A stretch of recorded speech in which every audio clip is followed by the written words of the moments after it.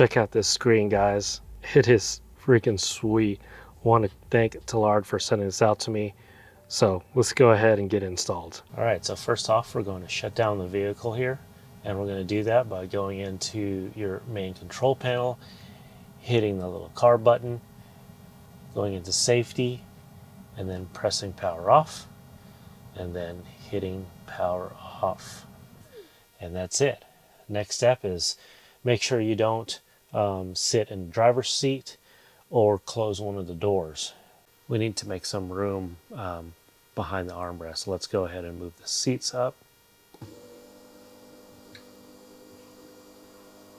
We need to remove this panel here, and you simply just stick your hands right here, put your fingers right back here, and just simply pull. And it just pops right out. Just like that.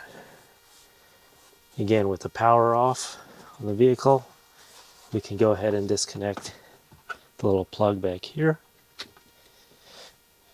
And that's it.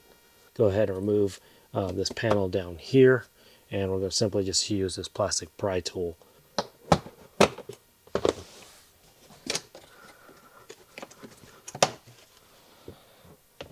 So down here is the OBD2 connection that we're going to jump, but before we disconnect this, again, want to make sure that your power is off to the car, which that was the first thing we did. But just double check to make sure that the car is powered off before you disconnect this. Okay, so now with everything removed, we need to fish the new wiring harness to be able to connect the OBD2 connector and the other end that will connect to the new screen. So the easiest way to fish this wire that I found is actually just to remove this panel here. You could try to fish the wire through the opening underneath the air diffuser and then try to fish it underneath here, but quite honestly, it's really only two screws, actually two T20 screws down below here that you need to remove, and then the panel simply just pops off. So with those two screws out, you can just simply pull, and you actually don't need to even remove this completely, maybe just remove one side, but now it's easier to fish this wire down below here, just like that.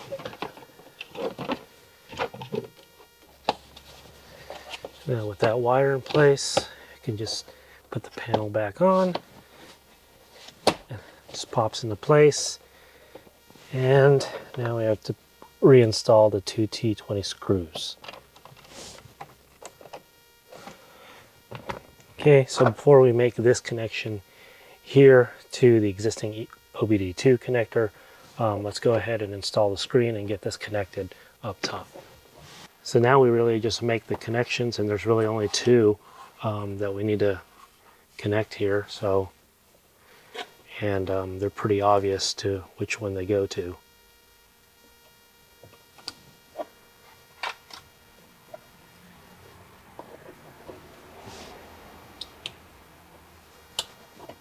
So when you're reinstalling this panel, make sure that the air diffuser is not blocked by your wiring harness when you're putting that back on. So it's best to tuck the harness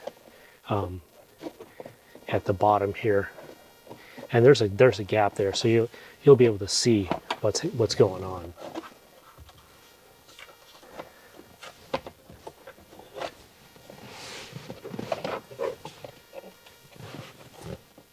Yeah, this screen should just simply snap right back on.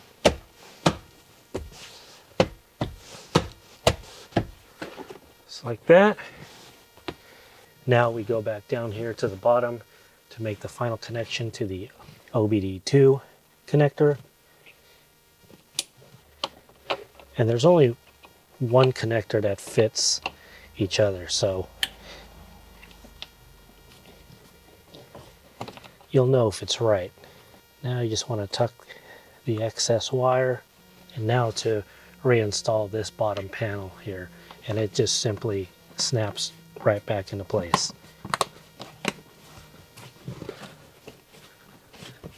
Just like that, man. That was super simple to install. So much easier than some of the other rear multimedia displays that are available out there right now. So with that, let's go ahead and get this turned on, power the vehicle back on, and see what we have. All right, guys, so first off, let's go ahead and peel off this protective cover and see what we have. Oh, and there you go.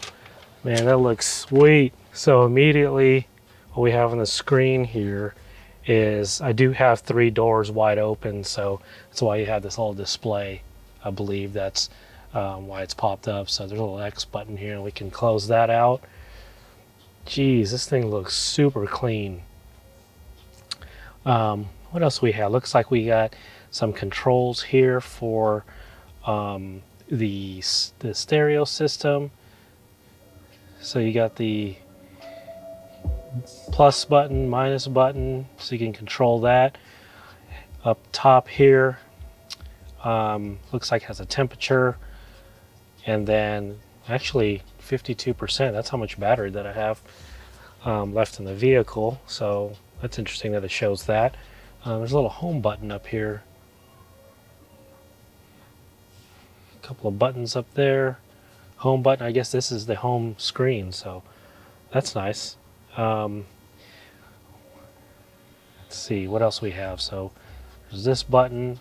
Oh, it gets you to a different screen here. Ooh, and just sliding the screen back and forth is super smooth. Looks like we can access YouTube right here, but I'm pretty sure it's going to have to be connected to some kind of Wi-Fi. Yeah, automatically says connect to the internet, so I'm sure there's a way to do that.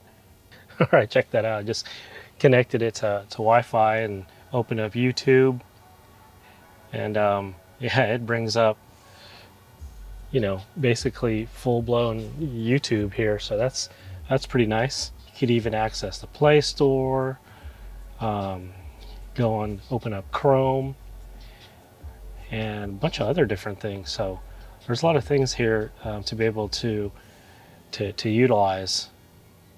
So what else is there? You got AC. You could turn it on and off. Now, with that said, what I've noticed with the 2 diffusers down here in the stock option, you're able to adjust it, and these are fixed, but it does blow you know, sufficient amount of air through these diffusers, so that's still pretty good. And then what else? Here you could turn on your heated seats in the rear. It's nice. Adjust the fan speed. Here it looks like you're able to see who has their seatbelt on or off, and I'm sitting right here in the driver's side rear, and I currently don't have my seatbelt on because I'm just sitting in the driveway, but it does indicate that I don't have my seatbelt on, so that's nice there. And then here looks like you could adjust the temperature with the plus and minus sign. It is in Celsius, so need to see if we can change that to Fahrenheit. And then you do have your functions here for keep the air on, the hazard button purification button, and then the ambient light button. So there's that functionality in the back as well now with this new control. One of the things we're likely going to do after you turn the thing on is obviously set some of the appropriate settings. So once you hit that settings button, so I want to be able to make sure the time is correct. So I'm going to hit more settings down here. I'm going to hit date and time, and then what we're going to do is select time zone. So, and there's a long list here, and my time zone here is Central Time, so which is Chicago GMT -6. So select that, and then down here you could adjust the way you want to read your time. So you can switch it over to the 24-hour format, or switch it back. So in some of the previous versions, you're not actually able to do that. So that's nice that this has that functionality. Down here at the bottom, we still maintain our functionality of USB-C data. So you can actually plug in a little jump drive that has music, pictures, and whatever. So you actually can do that here. Also still have your USB-C port, and then a USB charging. That's nice to still be able to maintain all that, man. This thing is sweet. This looks like the screen that you would see in the Model S. Now, is the functionality similar? I'm not really sure, because I actually haven't played with the one in the Model S, but I mean, the one that we have here, this thing is amazing. It works really well. All the functions that you get, all the features that you get. Right now I'm just scrolling through YouTube, and my goodness, this thing is awesome. It is awesome. So highly recommend it. Want to thank Tlyard for sending this out to me. This thing is sweet. I love this. This thing is so much better than some of the older models. Super easy to install. Took maybe 15 minutes at most. It's taken me more time just to look through all the features that's offered in it. So highly recommend it. This is really nice feature, and it looks good too.